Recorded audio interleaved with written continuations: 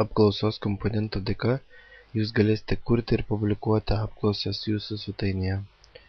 Apklausos paprastai yra kūrimas tam, kad sužinoti vieną ar kitą nuomonę apie svetainės lankytojus. Pažiūrėkime pavyzdį apklausos.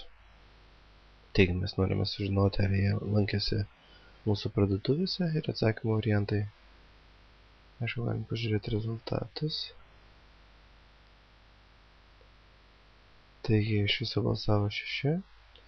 Balsai pasiskirstė sekančiai. Ir galim prabalsuoti. Taip. Dabar jau balsavo 7.